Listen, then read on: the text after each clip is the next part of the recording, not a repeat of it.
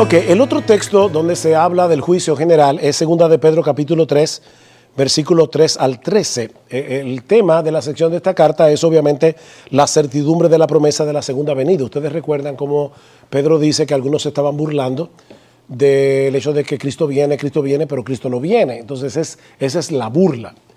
Así que el tema de este texto es la segunda venida del Señor. Que quede eso bien claro. Ok, el día del Señor dice que vendrá como ladrón en la noche. Es equivalente a la segunda venida de Cristo. A lo largo de todo el Nuevo Testamento, el día del Señor es el día de la segunda venida de Cristo. El término Señor designa a Jesucristo a lo largo de todo este pasaje. De hecho, a lo largo de toda la carta sin excepción. La conexión entre la mención de la promesa del Señor y la sustitución día del Señor nos obliga a identificar los dos acontecimientos. Dice en el versículo 9, el Señor no retarda su promesa. ¿Quién es el Señor? Cristo. Según algunos la tienen por tardanza, sino que es paciente para con nosotros, no queriendo que ninguno perezca, sino que todos procedan al arrepentimiento. Pero el día del Señor vendrá como ladrón en la noche. O sea que obviamente se está equiparando el día del Señor con la venida del Señor. El tiempo de este juicio entonces es la segunda venida de Cristo.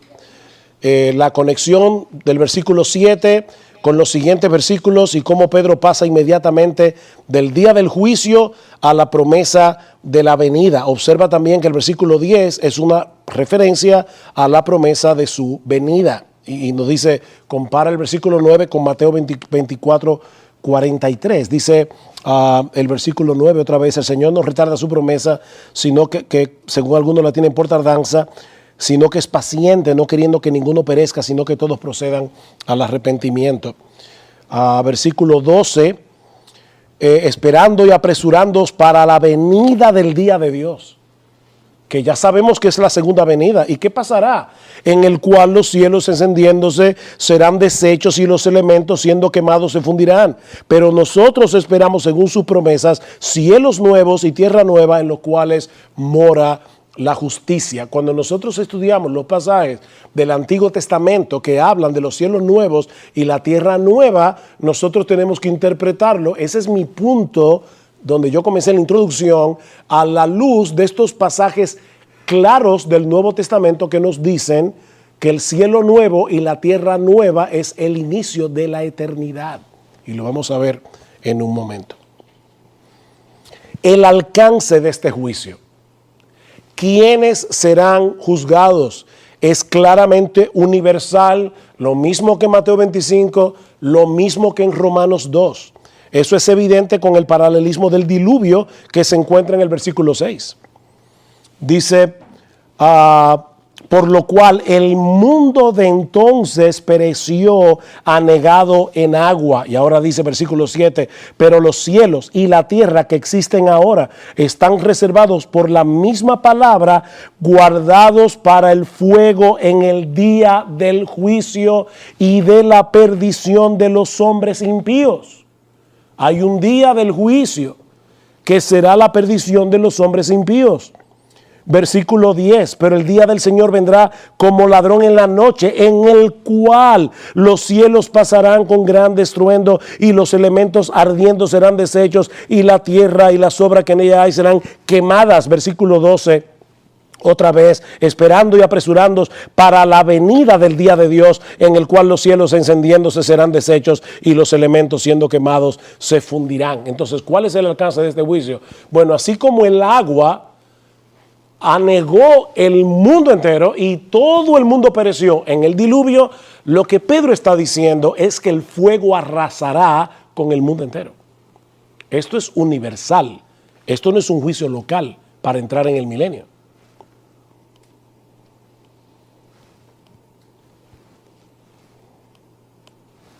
Parece que se me descargó esto. Los resultados del juicio. La destrucción eterna de los malos, versículo 7. Pero los cielos y la tierra que existen ahora están reservadas por la misma palabra, guardadas para el fuego en el día del juicio y de la perdición de los hombres impíos. Versículo 9, el Señor no retarda su promesa, según algunos la tienen por tardanza, sino que es paciente para con nosotros, no queriendo que ninguno perezca. Es evidente que está hablando aquí de condenación. O la bendición eterna de los creyentes, versículo 13. Pero nosotros esperamos, según sus promesas, cielos nuevos y tierra nueva en los cuales mora la justicia. Entonces, ¿cuál es el resultado de este juicio? El mismo que Mateo 25, vida eterna, condenación perpetua. El mismo que Romanos 2, vida eterna, condenación perpetua. Segunda de Pedro 3, vida eterna, condenación perpetua.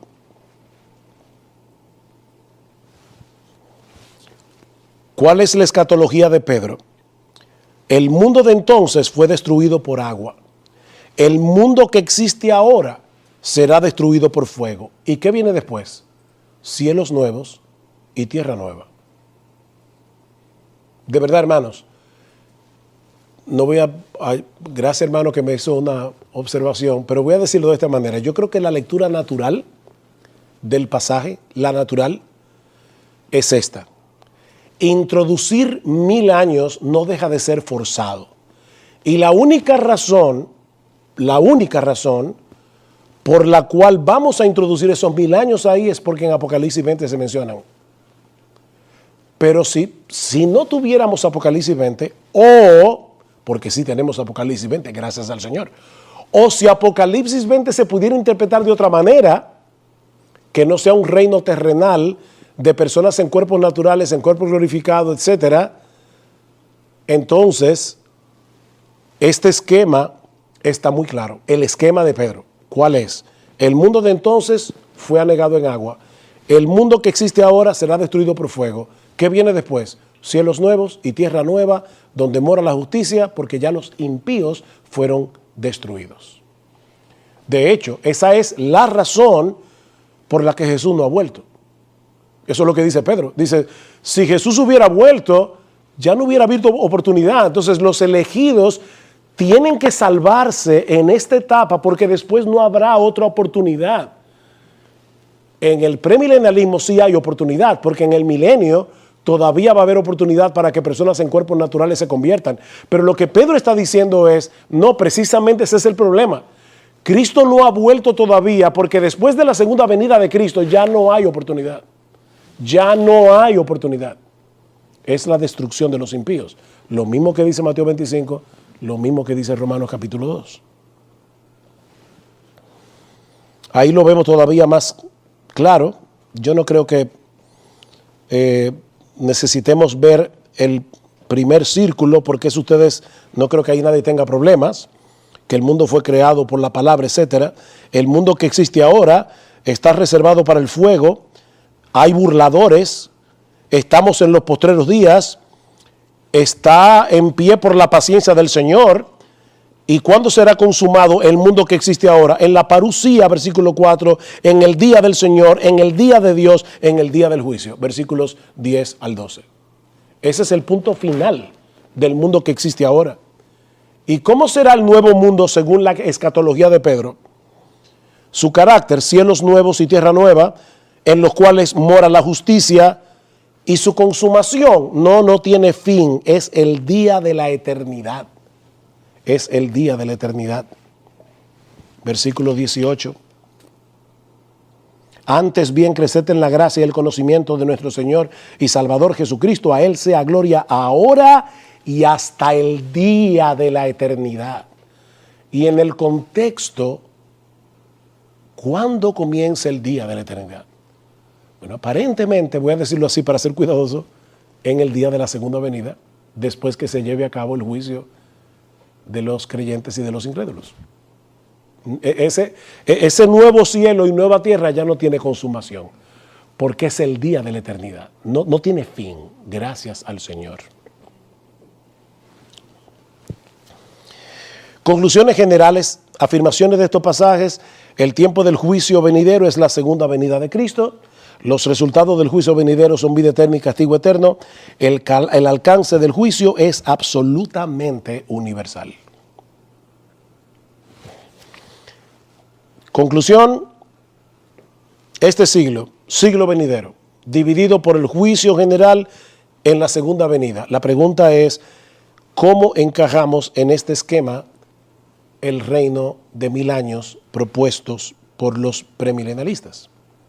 A mí se me invitó, ¿verdad?, aquí a defender mi postura, y eso es lo que estoy haciendo, respetuando a los que tienen una postura diferente, pero lo que estoy diciendo es, este esquema, como lo hemos presentado, y viendo los textos bíblicos que hablan del juicio general, no da lugar a un reino terrenal de 1000 años.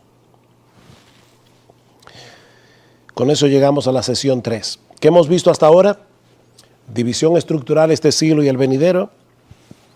La línea divisoria, el juicio general, el alcance de ese juicio, todos los hombres, el tiempo, la segunda venida, los resultados, vida eterna y condenación perpetua. Eso es lo que hemos visto hasta aquí.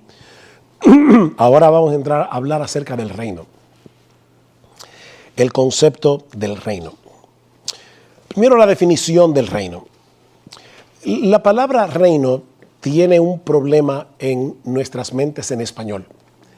Y es que cuando nosotros pensamos, por ejemplo, en el Reino Unido, hay un territorio en el cual la reina Isabel II es monarca. Entonces, cuando nosotros pensamos en un reino, nosotros pensamos en un espacio geográfico.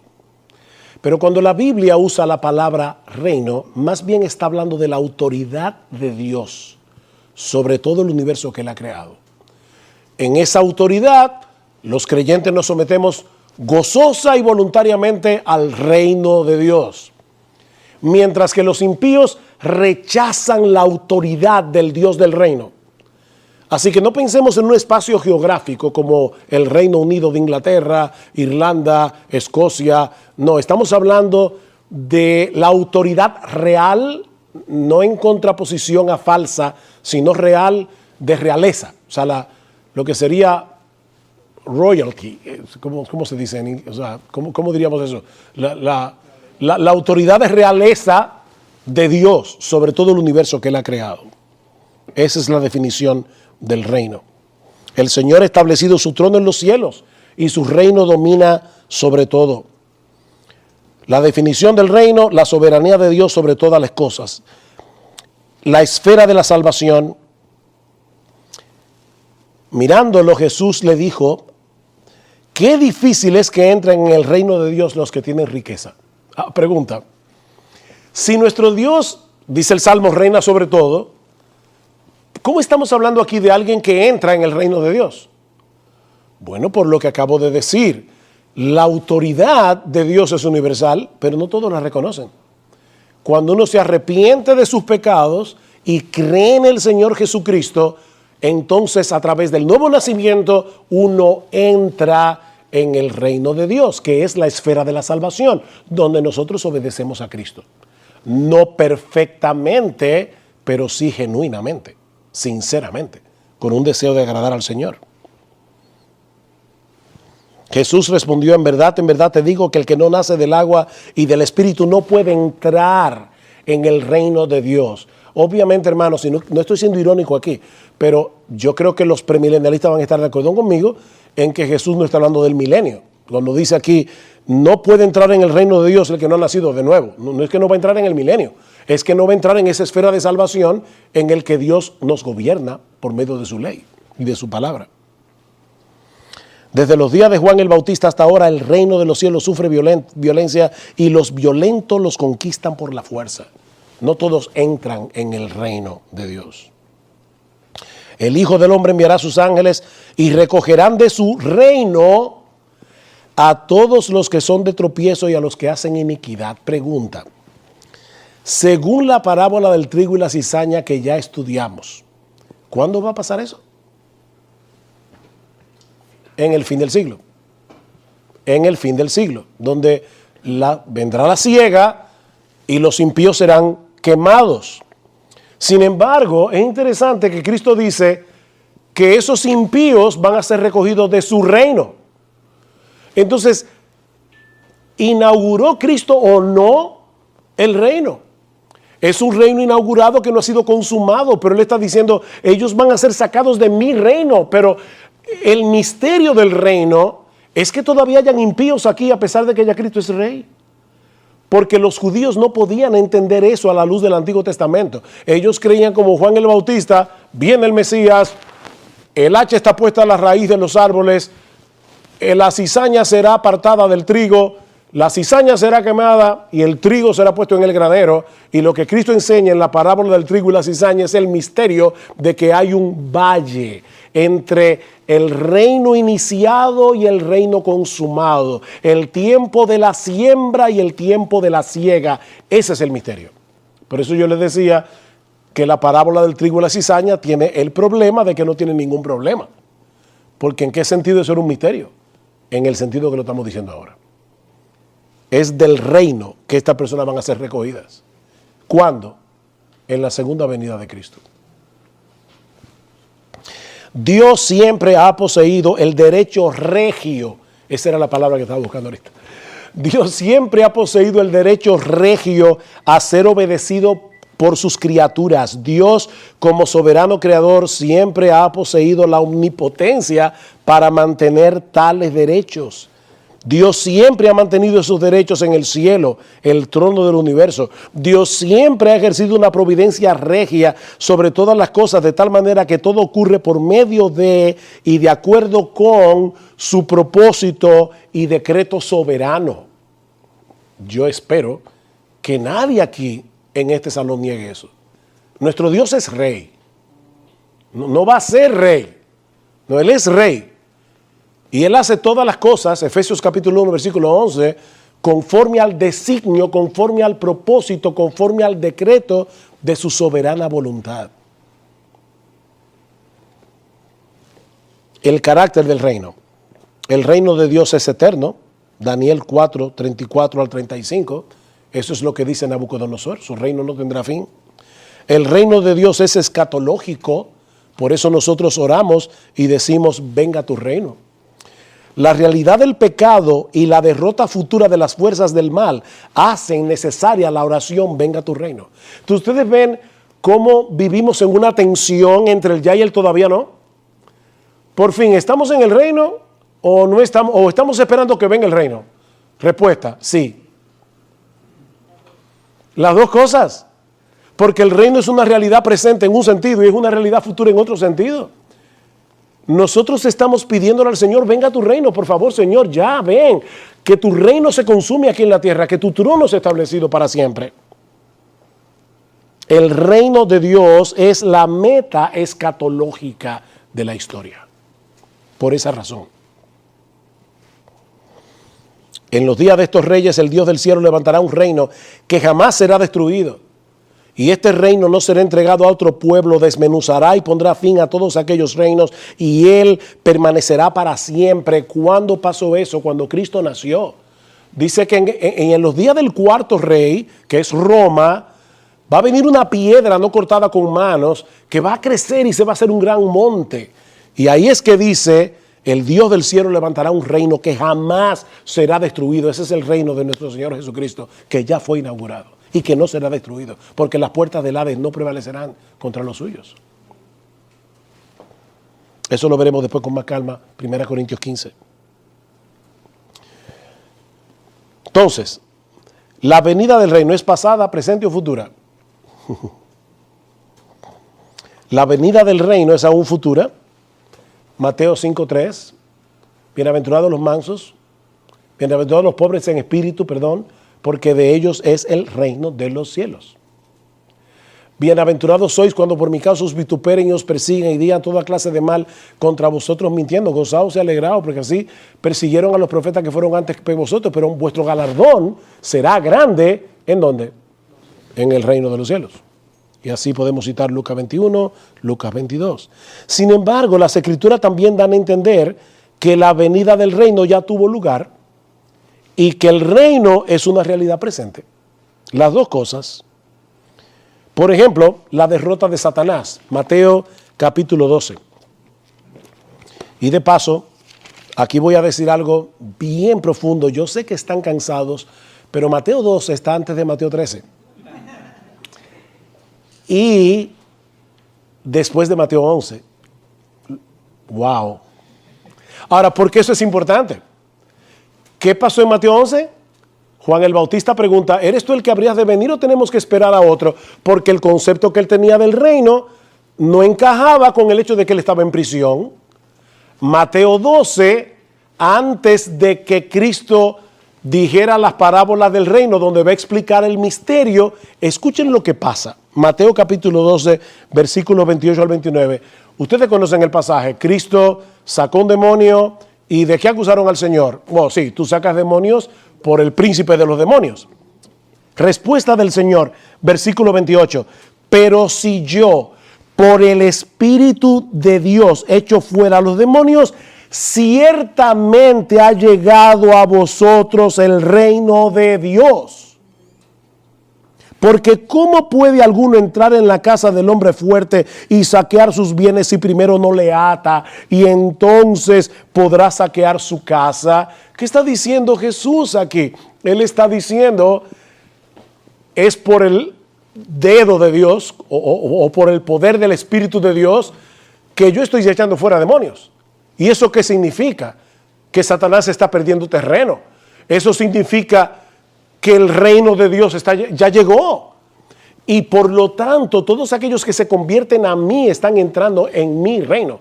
Así que el reino es una realidad presente, porque ciertamente Cristo estaba sacando fuera demonios por el poder del Espíritu Santo, no por el poder de Belcebú. Lo vemos en la enseñanza del reino, Lucas 16, 16.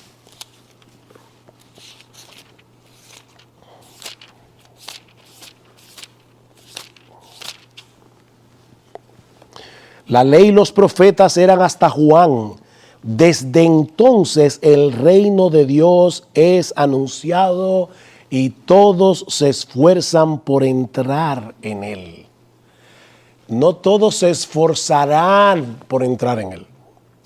Todos se esfuerzan en el tiempo presente por entrar en ese reino. Y lo mismo podemos ver en Mateo capítulo 11, versículos 11 al 14. De cierto os digo, entre los que nacen de mujer no se ha levantado otro mayor que Juan el Bautista, pero el más pequeño en el reino de los cielos mayor es que él. Desde los días de Juan el Bautista hasta ahora el reino de los cielos sufre violencia y los violentos lo arrebatan, porque todos los profetas y la ley profetizaron hasta Juan, y si queréis recibirlo, él es aquel Elías que había de venir. Fíjense, Cristo está hablando aquí del reino como algo presente. En sus días, el reino de los cielos estaba sufriendo violencia, pero algunos estaban entrando en él, por la gracia del Señor. La entrada del reino, Mateo 23, 13.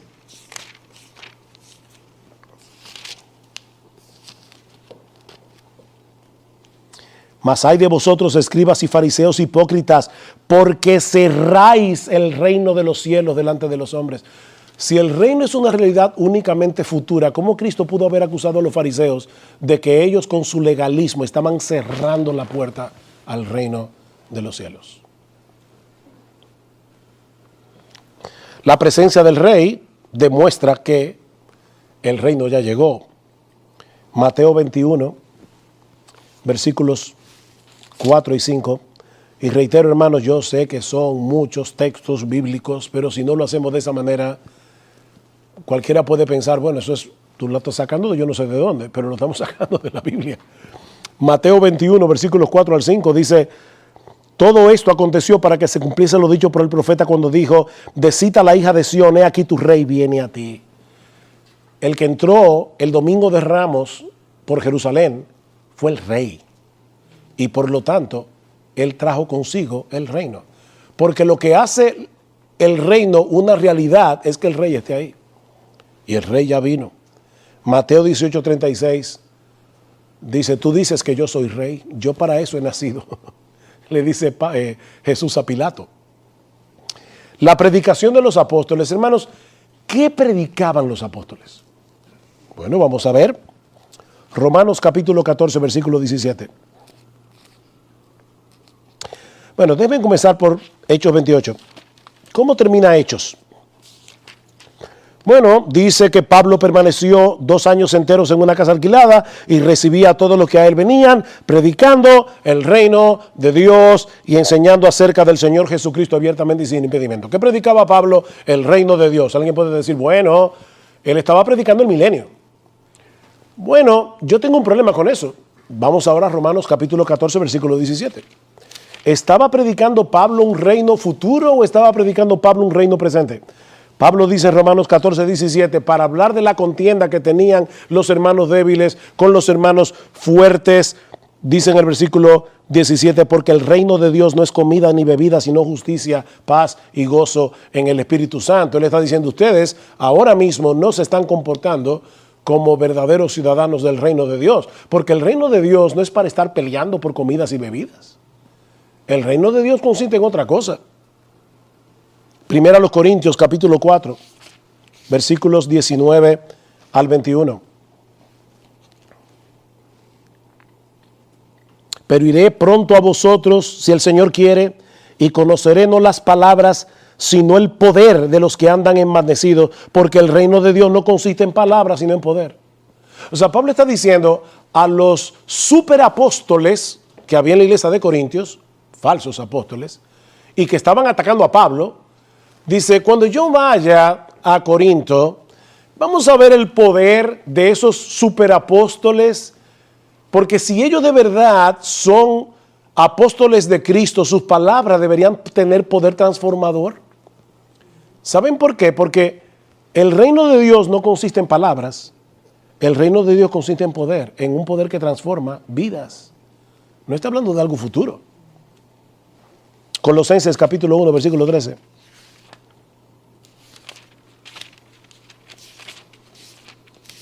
Ese texto que voy a citar ahora, me voy a tomar la molestia de leerlo de mi Biblia, porque es tan claro, el cual Dios nos ha librado de la potestad de las tinieblas y trasladado al reino de su amado Hijo.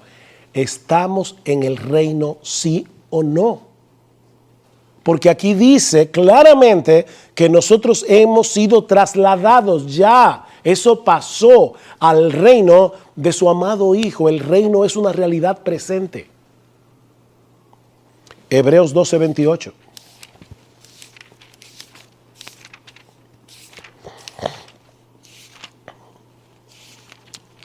Y noten, hermanos, que estamos citando textos de tantos lugares, de los evangelios, de las cartas de Pablo, de las cartas generales, porque esta es una enseñanza que permea todo el Nuevo Testamento.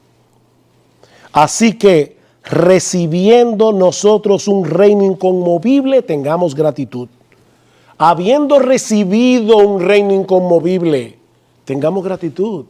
Y mediante ella sirvamos a Dios agradándole con temor y reverencia. Ya nosotros recibimos esa bendición, recibimos ese regalo.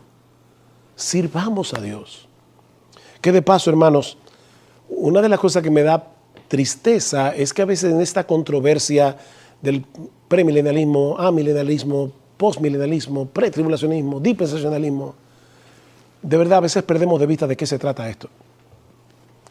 Nosotros fuimos salvos por la gracia de Dios y el amor de Cristo debe constreñirnos a vivir para Él. Nosotros podemos saber todos los esquemas escatológicos y todos los cuadros y todos los esquemas. Si al final de cuentas eso no me está moviendo a amar más a mi Señor y a vivir para Él, de verdad, hermanos, eso no sirve de nada. Eso no sirve de nada. Tengamos gratitud y mediante ella sirvamos a Dios. La entronización del rey. ¿Cómo sabemos que estamos en el reino? Bueno, porque nuestro rey está en su trono. Hechos capítulo 2, versículo 29. Hechos capítulo 2, versículo 29. Varones hermanos, después que Pedro cita el Salmo 16, dice, varones hermanos, se puede decir libremente del patriarca David que murió y fue sepultado y su sepulcro está con nosotros hasta el día de hoy. Pero ¿qué enseña el Salmo 16? No dejarás que tu santo vea corrupción. ¿Qué es lo que Pedro está diciendo? Pedro está diciendo, hermanos, de verdad, estudien su Antiguo Testamento. ¿David vio corrupción?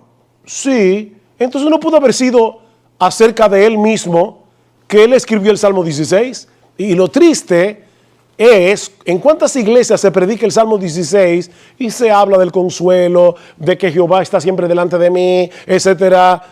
Y no se habla de la resurrección de Cristo cuando el Salmo 16, el tema es la resurrección de Jesús. Y Pedro lo que está diciendo a los judíos de su época era, ustedes debieron haberlo interpretado bien, porque es lógico que David se pudrió en la tumba. Y lo que él le pidió a Dios fue, no dejes que mi alma se pudra en el Seol. Entonces no puede haber sido de David. Ahora escuchen lo que dice Pedro. Se os puede decir libremente que David murió, fue sepultado y su sepulcro está con nosotros hasta el día de hoy. Pero siendo profeta y sabiendo que con juramento Dios le había jurado que de su descendencia en cuanto a la carne levantaría al Cristo para que se sentase en su trono como ¿qué? Como el rey davídico prometido en el pacto davídico, viéndolo antes, habló de la resurrección de Cristo, que su alma no fue dejada en el Hades, ni su carne vio corrupción. A este Jesús resucitó Dios, de lo cual todos nosotros somos testigos. Así que, exaltado por la diestra de Dios y habiendo recibido del Padre la promesa del Espíritu Santo, Él ha derramado esto que vosotros veis y oís. Porque David no subió a los cielos, pero él mismo dice, dijo el Señor a mi Señor, siéntate a mi diestra hasta que ponga a todos tus enemigos por estrado de tus pies. Sepa pues ciertísimamente toda la casa de Israel que a este Jesús, a quien vosotros crucificasteis, Dios le ha hecho Señor y Cristo. Hermanos, ¿qué significa eso? Wow, eso es, aparte de toda discusión y controversia teológica, en medio del caos moral en el que nosotros estamos viviendo. Qué bueno es saber que nuestro Señor Jesucristo reina. Él reina, Él es Señor, Él está sentado en su trono. Eso no es solo una realidad futura, es una realidad presente. Efesios capítulo 1, versículos 20 al 23.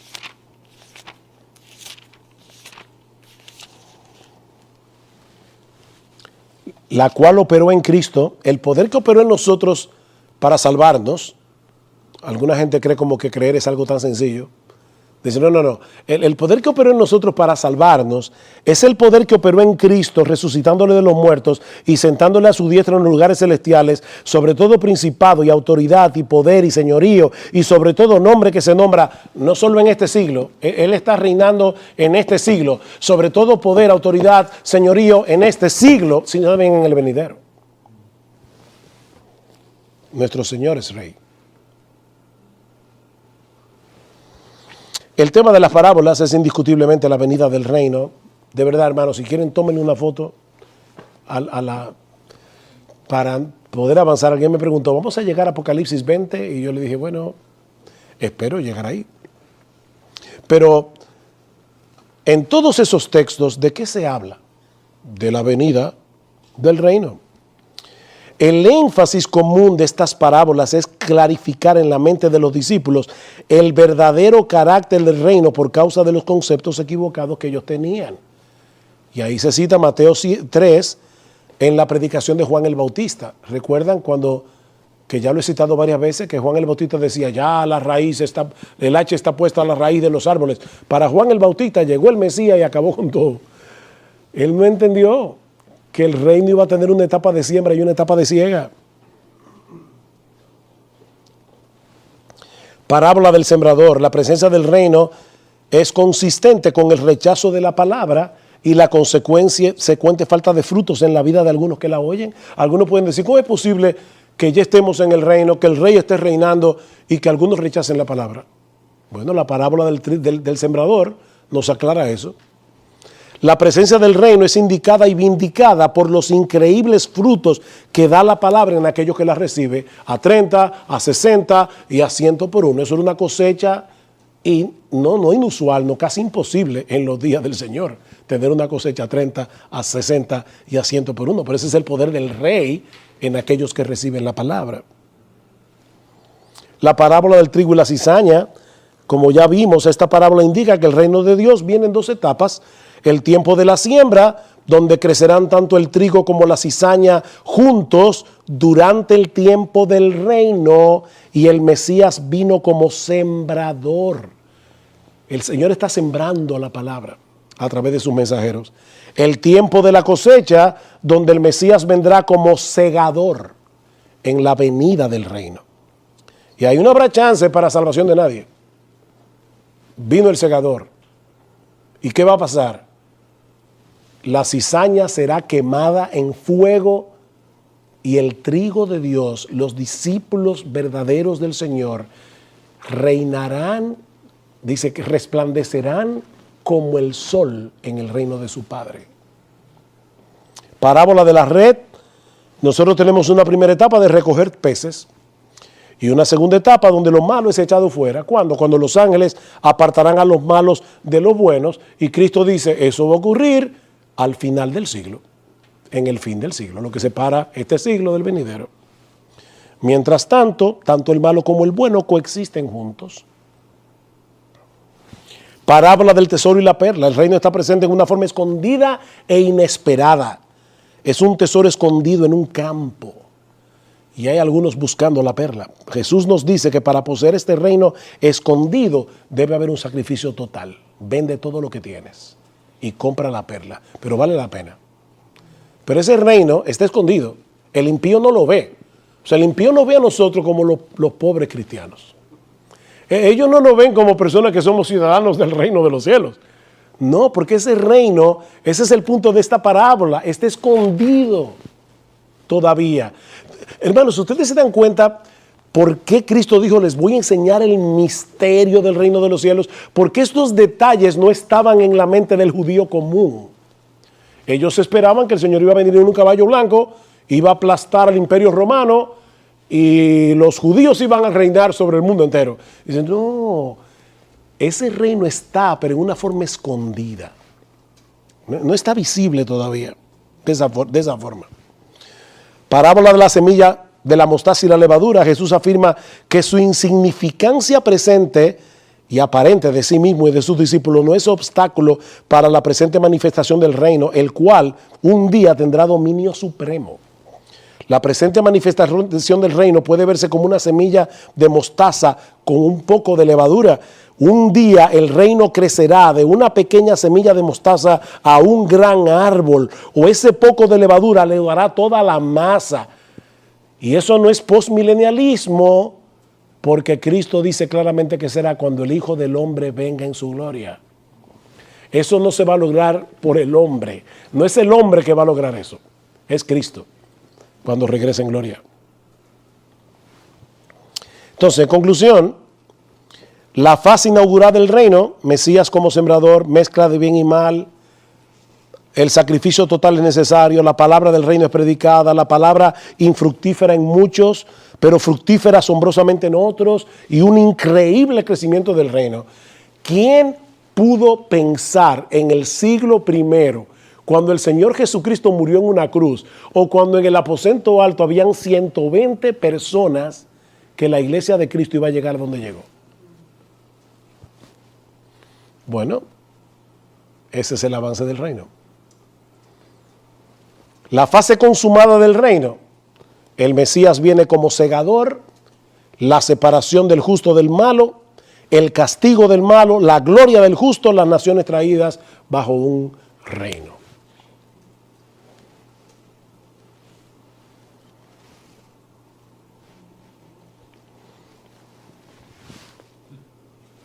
¿Están cansados? ¿Le damos 10 minutos más? Seguimos. Narciso, ¿qué hacemos? Seguimos.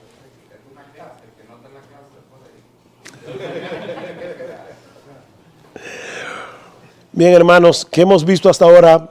Este esquema, sí, este siglo, el siglo venidero, dividido por el juicio general y la segunda venida de Cristo. Insisto, en nuestro esquema, como entendemos la Escritura, No vemos dónde puede encajar aquí un milenio, donde habrá personas con cuerpos naturales, donde habrá muerte, donde habrá pecado. Yo creo que los textos como Isaías 65 tienen una interpretación clara en el Nuevo Testamento refiriéndose a la eternidad, no a un milenio, a la eternidad.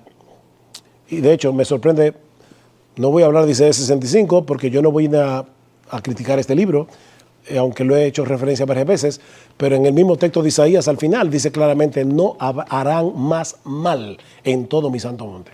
O sea, el nuevo cielo y nueva tierra del que habla Isaías es un tipo de reino en el que ya no habrá mal, pero en el reino premilenial sí habrá mal al final. Pero Isaías dice claramente que no. Así que obviamente yo tengo que interpretar Isaías 65, que habla de nuevos cielos y de nueva tierra, como lo interpreta Pedro, como lo interpreta Juan. Tres textos que presentan el reino, ya vimos Mateo 13, presenta el reino en parábolas, 1 Corintios 15 presenta el reino en prosa y Apocalipsis 20 presenta el reino en lenguaje apocalíptico. Así que nos estamos acercando a Apocalipsis 20, pero primero tenemos que ver ahora, bueno, ya vimos esto, lo voy a saltar a 1 Corintios 15.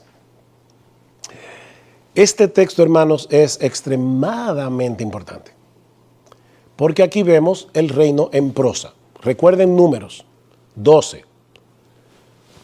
Hay, para aquellos que llegaron más tarde, según Números capítulo 12, cuando se habla en visión, en sueños, como Dios le habló muchas veces a los profetas, es en un lenguaje más oscuro que cuando Dios habla como le hablaba a Moisés, cara a cara y claramente.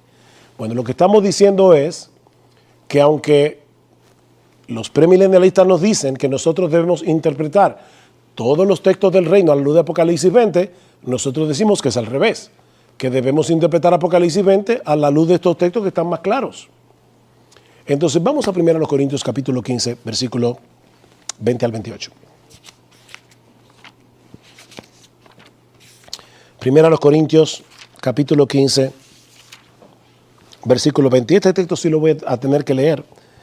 Es muy importante. Mas ahora Cristo ha resucitado de los muertos, primicia de los que durmieron es hecho, porque por cuanto la muerte entró por un hombre, también por un hombre la resurrección de los muertos. Porque así como en Adán todos mueren, también en Cristo todos serán vivificados. Pero cada uno en su debido orden.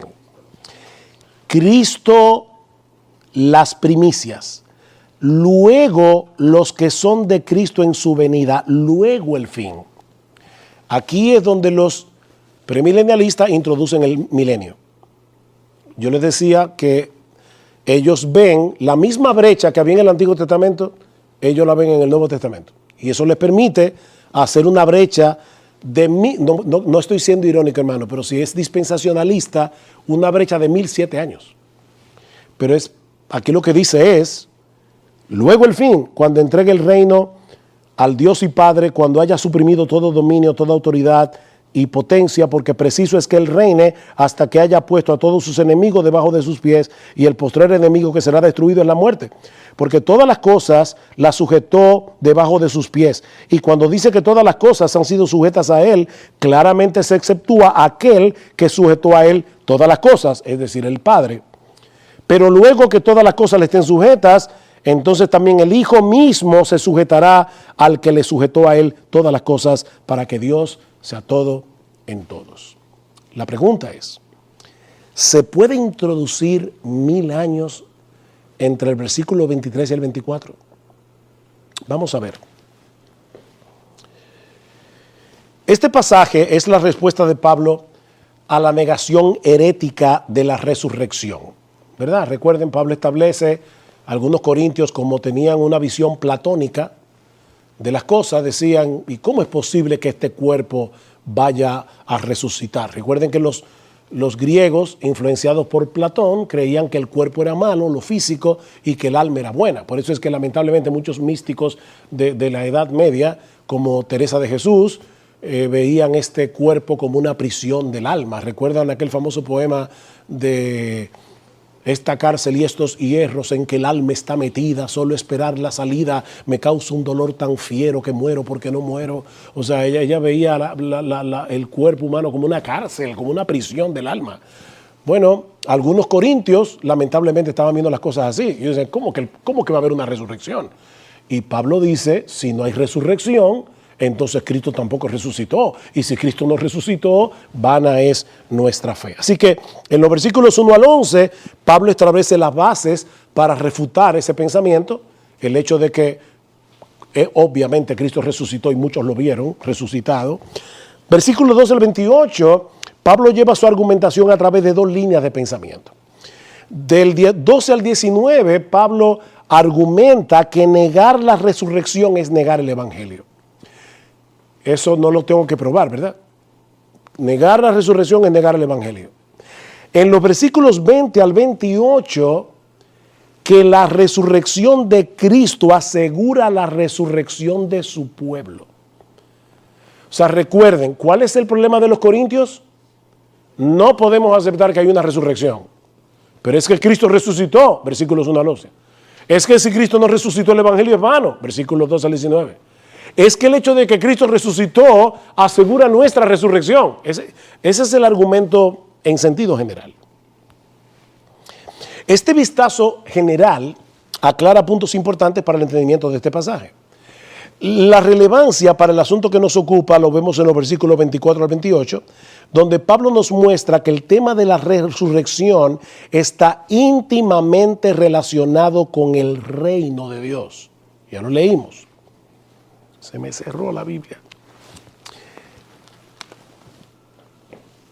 El tema del pasaje, ya lo dijimos, es la resurrección de Cristo y de los creyentes. El alcance de este pasaje solo se refiere a la resurrección de los creyentes. La resurrección de los impíos es irrelevante al tema. Obviamente, porque Pablo no está hablando de ese tema. Está hablando de la resurrección de los creyentes. La idea central de este pasaje, el propósito de Pablo al introducir el tema del reino de Dios es subrayar la absoluta necesidad de la resurrección de los creyentes. ¿Por qué es absolutamente necesario? Si ustedes conocen 1 Corintios 15, deben poder responder esta pregunta.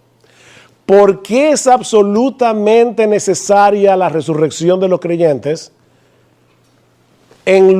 a la luz del reino de Dios que viene? Recuerden que hay dos aspectos del reino, futuro y presente. A la luz del reino futuro, ¿por qué es importante? ¿Por qué es necesaria? Es una pregunta que no es retórica. Lo dice el texto. No tienen que ir más lejos de 1 Corintios 15. Porque la carne y la sangre no pueden heredar el reino de Dios. Eso va a decir Pablo más adelante. 1 Corintios 15. ¿Qué dice Pablo? Al final. He aquí os digo un misterio. Versículo 50. Pero esto os digo, hermanos, que la carne y la sangre no pueden heredar el reino de Dios, ni la corrupción hereda la incorrupción. Así que el tema de la resurrección y el tema del reino están íntimamente conectados. Hay que resucitar para entrar en ese reino, en el reino futuro, en los nuevos cielos y la nueva tierra. Entonces, ¿qué es lo que Pablo nos presenta en 1 Corintios 15? Lo mismo que Mateo 13, las dos etapas del reino. Solo que Pablo lo presenta como, en vez de el tiempo de la siembra, Pablo lo presenta como el tiempo de la conquista.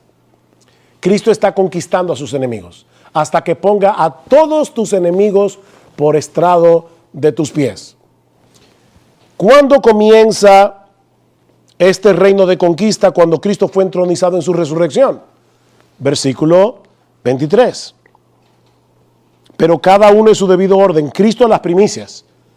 Ya sabemos por otros textos del Nuevo Testamento que cuando Cristo resucitó, ¿qué hizo? ¿Se quedó en Palestina dando vueltas? ¿Qué hizo Cristo? Respondan, no se preocupen. Ascendió a los cielos y está sentado a la diestra del Padre. Así que ya Cristo fue entronizado y ahí estará, dice el texto, hasta que ponga a todos tus enemigos por estrado de tus pies. Es preciso que Él reine hasta que ponga a todos tus enemigos por estrado de tus pies.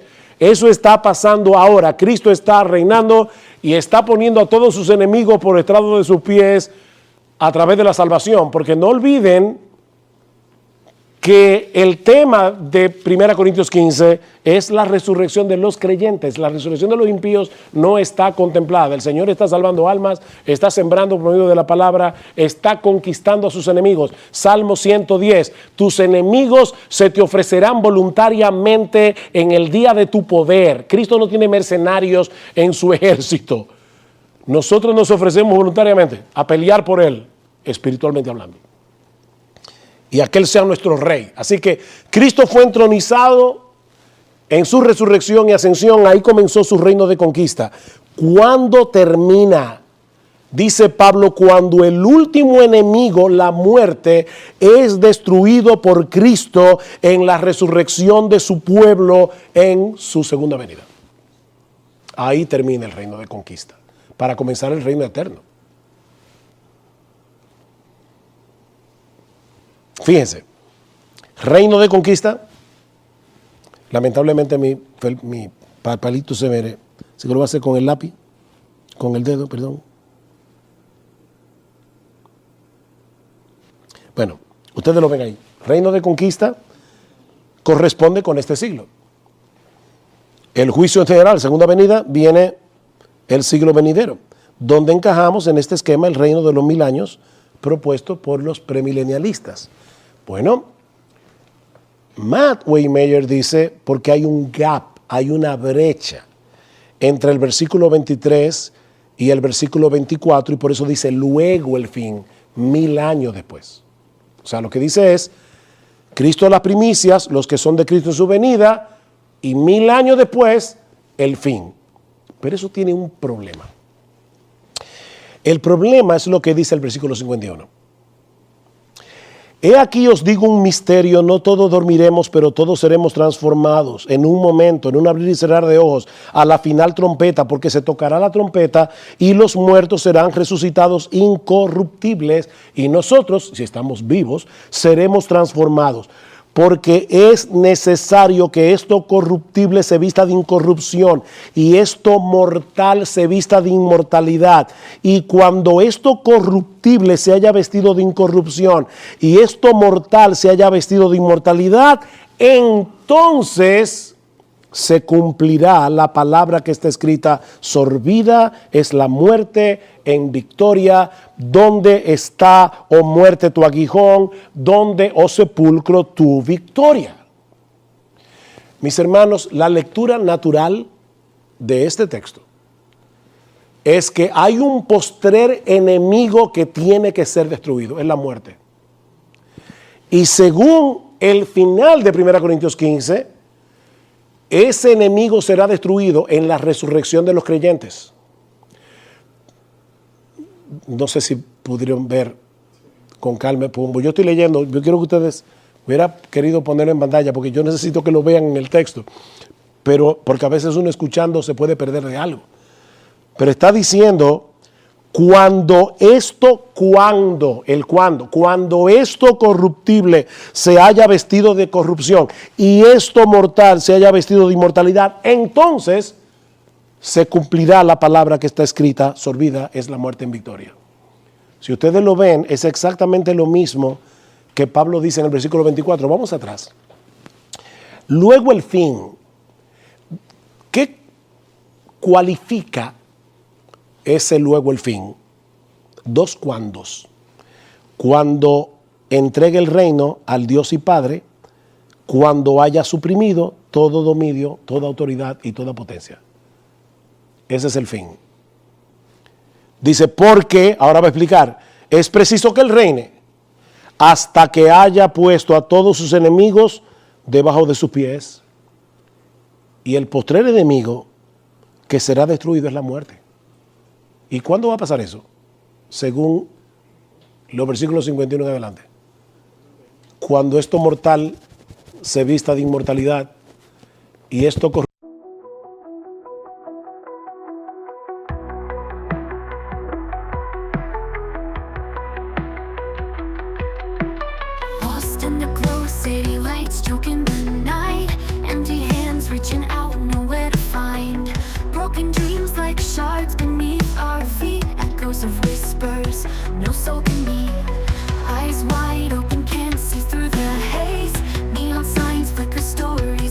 days.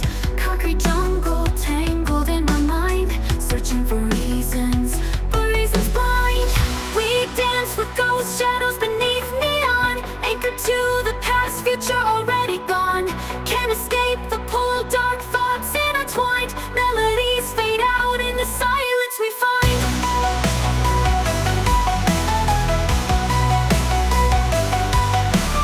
Rain falls hard, washing away our sins. Memory fragments, where do we begin? Lost connections, voices faintly call, caught in the current, fearing the fall. Haunted beats pulse through shattered cries, lonely hearts beat in unison lies. Sith scream louder, drowning out the pain. Female vocals high, whispers in the rain. We dance with ghost shadows beneath neon, anchored to the past, future already gone. Can't escape the pull, dark thoughts intertwined. Melodies fade out in the silence we find.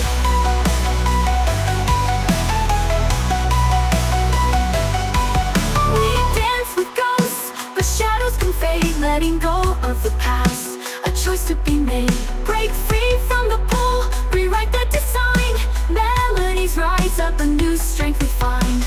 Rain falls hard, washing away our sin. Rain falls hard, washing away our sin. Rain falls hard, washing away our sin. Melodies rise up, and new strength we find. Rain falls hard, washing away our sin. Rain falls hard, washing away our sins. Rain falls hard, washing away our sin. Melodies rise up, a new strength we find. Right beat, a rhythm, a steady refrain, breaking the silence, washing away the rain. Hope ignites a spark, a fire in our eyes. Together we'll rise under brighter skies.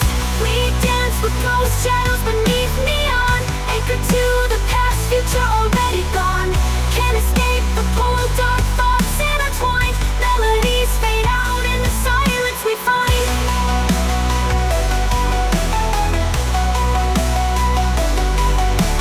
Sunrise paints the building streaks of gold, a chance to break free, a story untold. Maybe this heartache won't hold me so tight. Maybe a new day can set things right. Haunted beats pulse through the steady refrain,